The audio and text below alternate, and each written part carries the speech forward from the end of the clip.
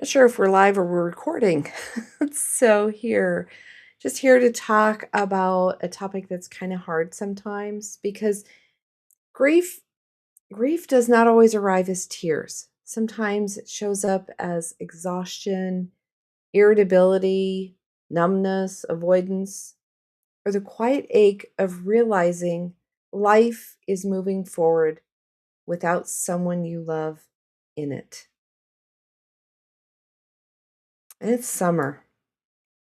Summer is often seen as that season of activity and travel and weddings and reunions, graduations, vacations, and family gatherings. But for many people, this summer may be the first one without someone they love. And when we talk about grief is loss. And loss and this encompasses so many different things. It is the loss of a loved one. It is the loss of a relationship. It can be a divorce. It could be the loss of a pet, loss of companionship. Grief covers so many things. And I know people automatically think that it's because of death, but I want you to think of grief in so many other ways that it happens. Because it has a way of showing up in places that we didn't expect. At the picnic table, in the passenger seat, when a song comes on the radio or it's the empty chair. In the moment, everyone else seems to be moving forward, and you realize a part of you is still standing still. Um, I've had instances of significant grief in my life, and each one is housed and held just a little bit different. And it comes in when you think of that time that you had a struggle and you pick up the phone to call the person that always fixed it for you and you can't call them. Grief might just very well be the most common emotion that we experience and still one of the least understood. Not that it's not understood. It's confusing because we all handle it differently. When it comes from all the things and even as our children are growing up, there's that loss of the role of being the active parent. There's losses in so many different things and the loss of just not seeing what you thought you would see happen in life. And also when you watch people that you love decline, that is a loss as well.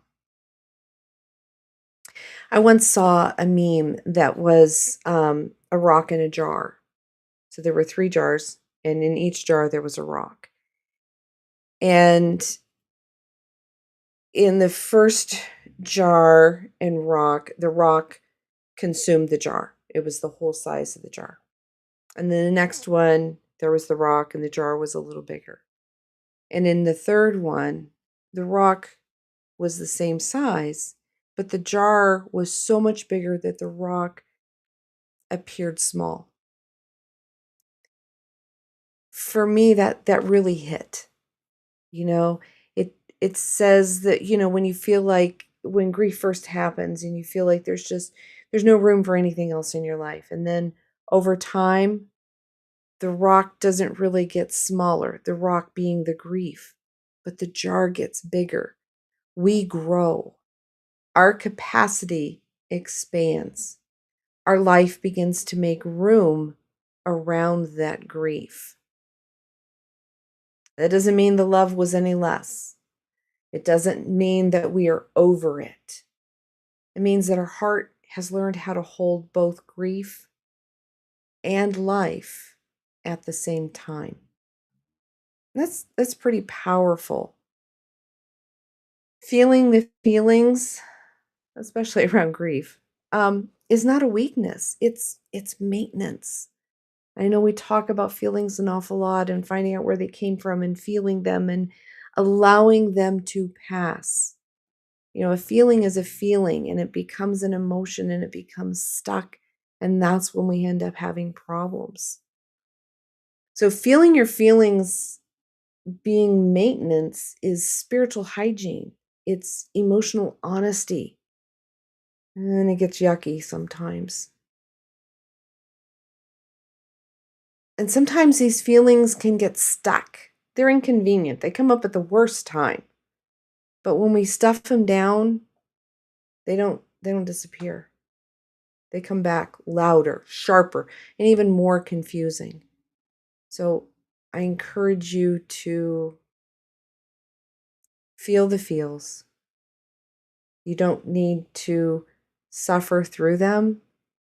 Find who you need to reach out to during these times. And grief isn't anything that's a new concept. Elizabeth Kubler-Ross first coined the 5 stages of grief back in 1969 and talks about those 5 different distinct phases of grief. And the biggest thing that I want you to know and to understand is the names of those are not so much terribly important, but to understand that there's highs and there's lows. And these 5 stages don't come on any schedule. And they can reoccur. You know, um, Anger, denial, uh, bargaining, depression, and acceptance are the 5 stages. And like I say, they come and go. They're not in a specific order. And I see when I'm doing intuitive readings for people, the way that I do my readings, grief is housed in that heart chakra. It shows up there. Um, Not because that person is broken. These blocks aren't because they're broken. And it's not because they're doing grief wrong. It's because grief can interrupt that flow of love.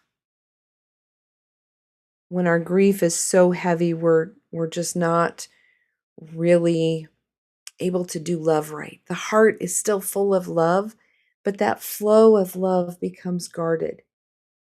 And we may even stop receiving love if grief is heavy, is so heavy.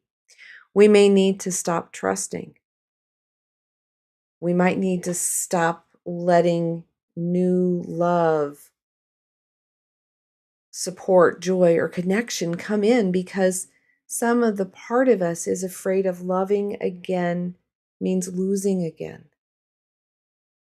And I can completely relate with all of that. Grief it's like that love that lost a familiar place to land. So I'm going to suggest that you find the ability to name the feeling without judging it. Just name it. It doesn't need judgment. It just needs named.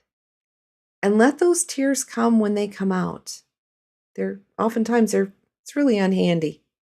But when they come up, allow them. Talk about the person or talk about the situation. Say their name. Keep one small ritual, one thing that reminds you of that person in a positive way. One thing that you can, a memory, your favorite picture of them. That joy will return without guilt. And you can have joy again. I'm here to tell you that for absolutely certain. And grief's going to come up. There will be another loss. There will be another event. It can be the loss of a job. You need to allow the grieving to happen with that. And always, I encourage you to ask for support before you're in crisis. As these things keep coming up and as you need it, you let your body process that grief through rest. You may consider breath work or even just doing the 4-count breathing. Those things to help stabilize you.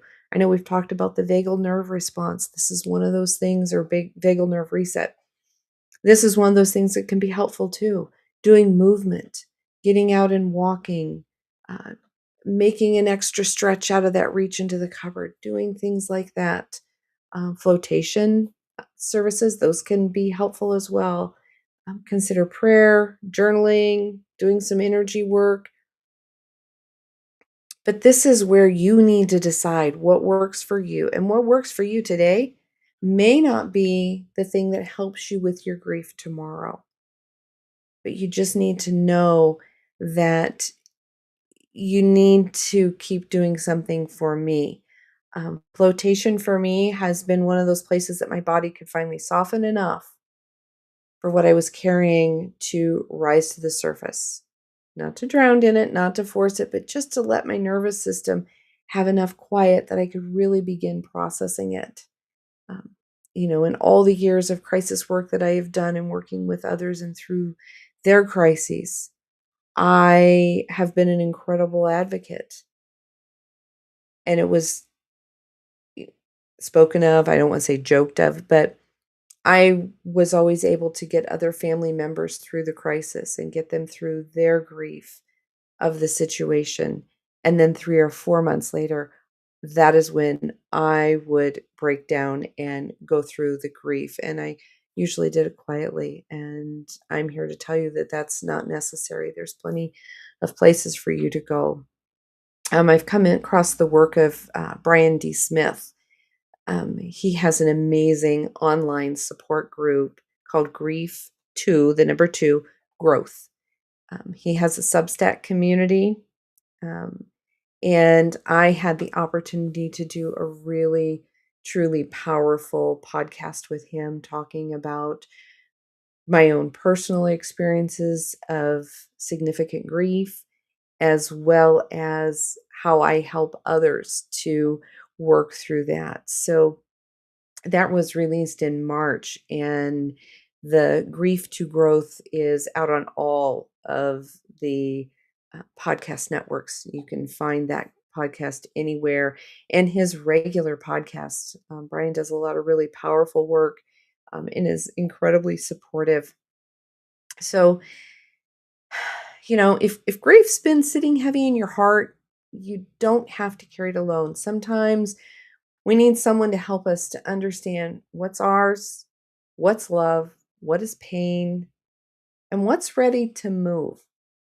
Sometimes we have to sit with our grief. We're not ready to do that. And I've also encountered folks who have had so much anger about the grief that they need to deal with the anger before they could deal with the grief. And so all of those things have a order of operations that you need to acknowledge in order to letting go of those.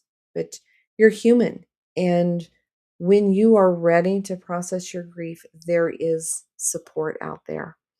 So today, let me add in our angel. Today is the angel of communication, and I am left at the controls by myself. So let's see how we can do this. There we go. There is the angel of communication. And she says, I express clearly the voice and wisdom of my heart. When we meet someone and connect with his or her inner light, we allow the most wonderful communication to happen, be it with words, gestures, with a smile, or even in silence. Communication inspired by the soul radiates interaction and synchronicity in our lives. I think that's really, really pretty powerful to have that thought that as we communicate and we radiate with one another, and now when that other person, that other source of light in your life is no longer actively there, we need to rebuild and to communicate that and to share that. And I think that one of the most powerful things for me in the different griefs that I have gone through is to be able to talk about it. And yeah, sometimes there's some anger associated with it. Sometimes, you feel betrayed. You feel all the feels are very valid. Don't judge them. Let them come up and speak them. Because you're not broken, you're grieving. You're human. And support's ready when you are ready for that. So, as always, I'm Amanda Beth with Amanda Beth Healing. I will be back here next Tuesday for Transformation Tuesday. You can always catch up with me at amandabethhealing.com. Go out and find what you need to do to support you. And as we talk about the different things that you can do to support you, um, we also have the Chronic Health Collective coming up tonight. This is going to be a really cool episode.